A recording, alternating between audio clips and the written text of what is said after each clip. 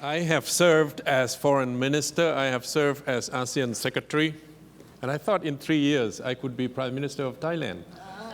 But now Abishit just take claim to that. So I guess I have to lower my gaze. There's always a primary. Thank you very much. Now, let's get personal.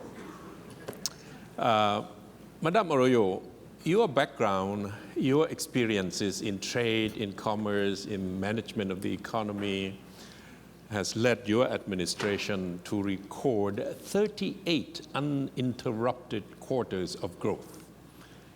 And you have laid the foundation for continuous growth up until now here in the Philippines. But you were educated abroad. You were at one of the most prestigious institutions, Georgetown. Prime Minister Abishit is the same, educated abroad all your life. I'm getting personal now. Your interview in the Financial Times when you participated in the first of your Davos Forum, Davos World Economic Forum. At the end of that article, a British newspaper, it said, this young man is very well prepared to be a prime minister. The question is, for which country?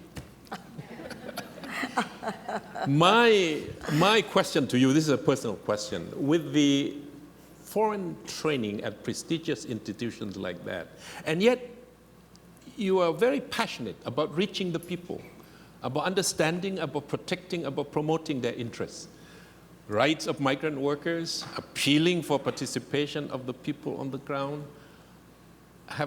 What do you think that have led you to reach more or to aspire more, to engage people, rather than this accusation that ASEAN is leader-led, ASEAN is the project and program of diplomats, of officials, not of the people? Why, with such a background, which could have led you to more elitist view of your policy, your administration, what have brought you down? Both of you. Madam President. Well, I suppose I have to begin with my background, my family background. I talked about Mafilindo before ASEAN, so I have to talk about my father. My father was, they call him the poor boy from Lubao because he was a poor boy in a village in our province, and then he rose to become president. But he never left the class origin that he came from, and he said that he became president to be able to help his class. He became president to do land reform, the most important thing. So he never lost that, and that was what he kept passing on to his family, the people. That was always our conversation. And then, of course, when I became a politician myself, necessarily we have to listen to the poor. We have to listen to the people, because that's what democracy is all about. You get elected. You have to look for votes. And in a country where you have many poor people, you have to listen to the poor. And it was easy for me to listen to the poor because I had my father who made me think about the poor all the time. But yet, this is for Prime Minister Abishit. You have resisted the temptation of allying with the poor, but not coming up with programs that would be called populists, that could have led the countries and the governments into bankruptcy. Prime Minister Abishit, how do you reach down to the people, short of being populist, that would be quite destructive to modern governments? Well, Dr. Surin, if I knew the secret to that one, I would have not been in the opposition for too many elections. But my belief is this, and I think Madam President's answer was right to the point, that democratic politics forces us to listen to people.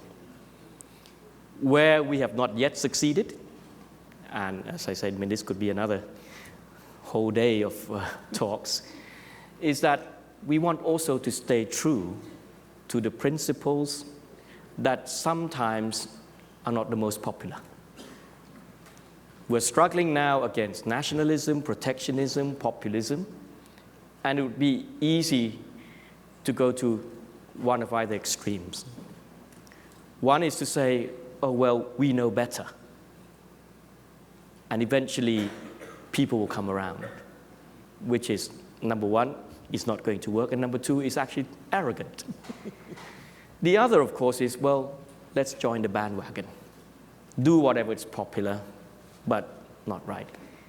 That's not my belief as a politician. I believe we can reconcile what's right with what's popular, and we must find a way. But it's interesting because 2 nights ago, I was in Hong Kong. PBEC, Pacific Basin Economic Council, held a panel because they were so concerned that President Trump is unraveling trade deals and globalization. And they wanted us, the panelists, to be the cheerleaders of free trade because they think we have failed in communicating. And I just put up my hand and said, I'm sorry, if that's the script, I have to go off script. It's not just about communications. The rise of nationalism and protectionism is based on the fact that trade has also hurt people. And if we don't address those concerns, you will never be able to advance the trade agenda. Yes, trade has created probably more benefits than costs, but you can't leave people behind. And if we look into the future with disruptive technology as well and higher mobility, there will be more people being displaced from jobs. There will be people whose livelihoods are at threat because of change. And to advance and convince people that trade matters, regional integration matters, you have to prove to them that you will address their concerns, which is why I am calling for more people participation, people-centered projects. Thank you very much. For whole 2 days, we've been talking about the relationship between ASEAN, the ASEAN community and the media, ASEAN community and the people, ASEAN community and the civil society. We tried that in Thailand under your leadership, Prime Minister Abishit. I was Secretary-General, 2009, I believe. First time, as referred to this morning, and then the conversation broke down. One Prime Minister came to me, or one leader came to me and said, Secretary-General, civil society is fine, but they have to be our civil society. In other words, groomed and sustained and directed by us. I said, well, if they are a real civil society, they are very uncivilized. And you have to tolerate that. Did you know what I said? Yes. I said I've heard of people electing leaders. This is the first time I heard that a leader has to elect the people. But here is the question for both of you. You think we have done enough to engage the civil society? We have done enough to engage the media. We have done enough to feed them with, not feed, but to serve them with information, aspiration, successes, anxieties as leaders about ASEAN, about their welfare. It's not about us, but it's about their welfare. Both of you have certainly made that very clear.